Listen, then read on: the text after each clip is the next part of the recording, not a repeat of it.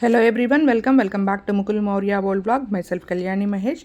ఈ వీడియోలో మనం లిట్మస్ పేపర్ల గురించి తెలుసుకుందామండి. Blue litmus paper, red litmus paper, అలాగే ఎల్లో లిట్మస్ పేపర్లు ఉంటాయన్న సంగతి చాలామందికి తెలుసు. అయితే దేనితో ఏది రియాక్ట్ అయితే ఏం ఫామ్ అవుతుంది అనేది చూద్దాము. మనందరికీ తెలుసు acids are sour to taste and acids అనేవి బ్లూ లిట్మస్ని రెడ్గా చేస్తాయి అని. ఇప్పుడు ప్యాకెట్లో మీరు చూడొచ్చు, red, blue and yellow litmus papers అయితే ఉన్నాయి. క్లియర్గా కనిపిస్తుంది కదా రెడ్ లిట్మస్ పేపర్ అని. లైట్ రెడిష్ కలర్లో ఉంటాయి. ఇవి వచ్చేసి ఎల్లో లిట్మస్ పేపర్. ఇవి వచ్చేసి pH స్కేల్ని ఇండికేట్ చేస్తాయి అన్నమాట. pH స్కేల్ ఇంట్రడ్యూస్ చేసింది సోరెన్సన్. ఇది blue litmus paper, light blue కలర్లో ఉంటాయి. అండ్ ఫస్ట్ అయితే మనం బ్లూ లిట్మస్ పేపర్ టెస్ట్ చేద్దాము. యాసిడ్స్ కనుక యూస్ చేస్తే బ్లూ లిట్మస్ పేపర్ రెడ్గా అనేది చేంజ్ అవుతుంది అనమాట. నేను ముందుగా ఒక బ్లూ లిట్మస్ పేపర్ అయితే తీసుకుంటున్నాను. సో ఈ యాసిడ్స్ అంటే మనకి సిట్రిక్ యాసిడ్, లెమన్ ఉంటుంది కదా, నిమ్మకాయ. సో నిమ్మరసం అయితే ఈ బ్లూ లిట్మస్ పేపర్ మీద అయితే వేస్తున్నాను నేను. ఇప్పుడు వెయ్యంగానే చూడండి రెడ్ కలర్లోకి అయితే చేంజ్ అయిపోతుంది. ఒక్క డ్రాప్ పడంగానే చాలు, మీరే ఇక్కడ చూడొచ్చు ఎంత క్లియర్గా తెలుస్తుంది రెడ్ కలర్ అనేది. So acids are sour to taste and turns blue litmus to red.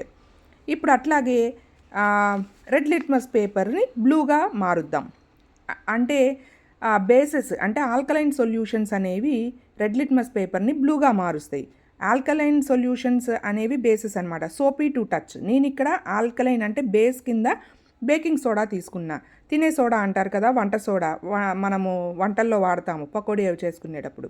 So అది కొంచెం తీసుకుని వాటర్లో మిక్స్ చేసేస్తున్నాను అనమాట. ఈ వాటర్ డ్రాప్స్ని ఇప్పుడు ఈ రెడ్ లిట్మస్ పేపర్ మీద అయితే వేస్తున్నాను. వెయ్యంగానే చూడండి బ్లూ లిట్మస్ కింద మారిపోతుంది, బ్లూ కలర్ కింద మారిపోతుంది. సో చూడొచ్చు ఎంత క్లియర్గా కనపడుతుందో, బ్లూ కలర్ కింద చేంజ్ అయిపోతుంది. సో బేసెస్ అనేవి రెడ్ లిట్మస్ పేపర్ని బ్లూ లిట్మస్ పేపర్ కింద చేంజ్ చేస్తాయి అన్నమాట.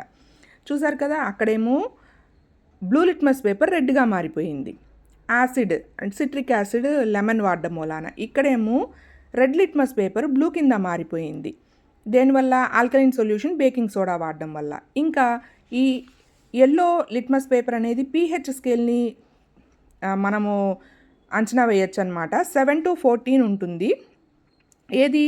బేస్ అయితే 7 to 14 ఉంటుందన్నమాట. 0 to 7 అయితే యాసిడ్ కింద తీసుకోవచ్చు, ఈక్వల్ టు 7 అయితే న్యూట్రల్ అనమాట.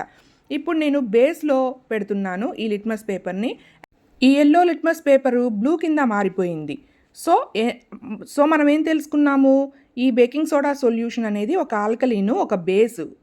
సో బ్లూ కలర్ కింద చేంజ్ అయిపోయింది.